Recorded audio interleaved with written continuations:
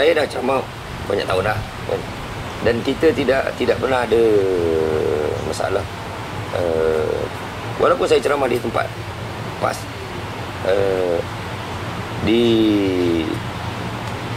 bila saya tengok di tweet di internet, banyak yang tanya beberapa soalan. Jadi saya pilih untuk berceramah di Lubuk PAS. Yang tempat yang saya pergi ni, PJS 1 ni ialah Lubuk PAS.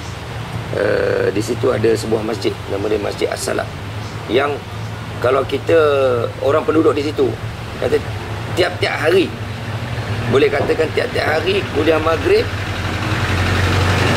digunakan sebagai medan politik, mengupas perkara-perkara politik, termasuk sampai menghentam pimpinan kerajaan dan lain-lain.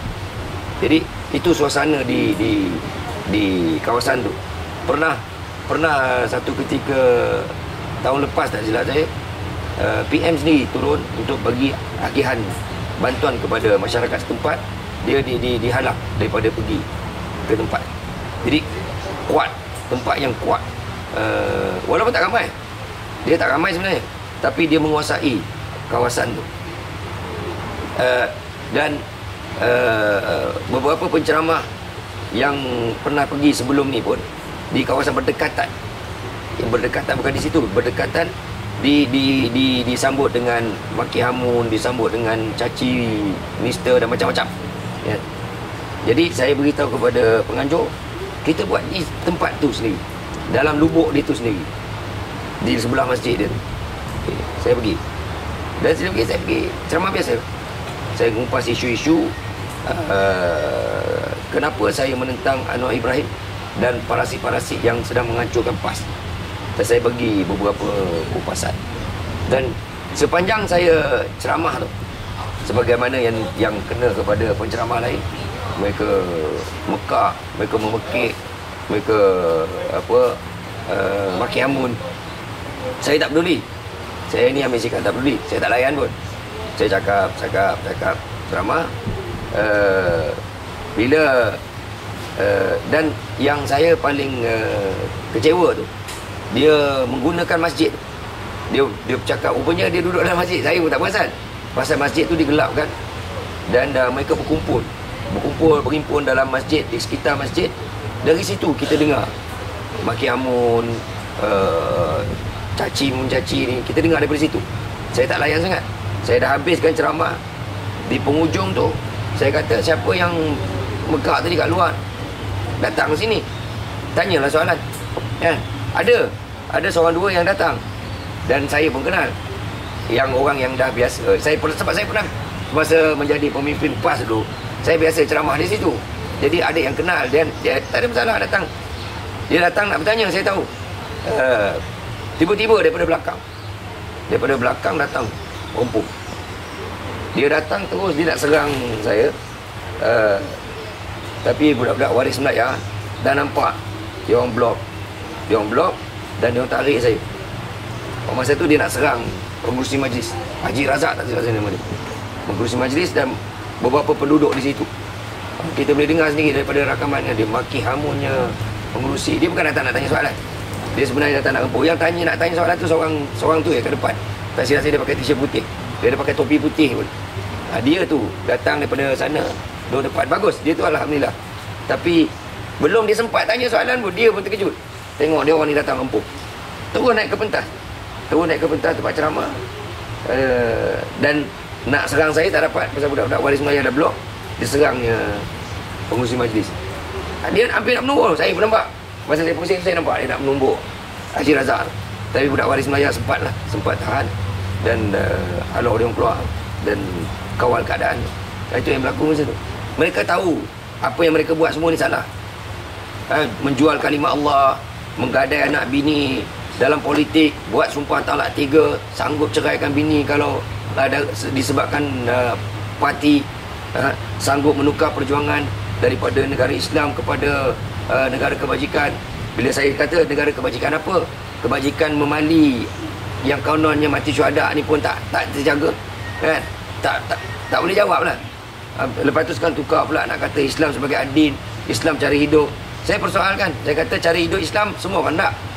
Tapi saya tanya soalan mudah.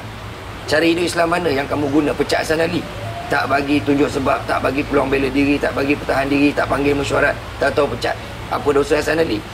Di mana yang kata bukti nak buat Islam sebagai adil? Lepas tu saya kupas tentang penyakit pluralism yang menular di kalangan pakatan, dibawa oleh Anwar Ibrahim, menyamakan semua agama. Dan saya cerita kesan dia. Kita tengok macam di Indonesia.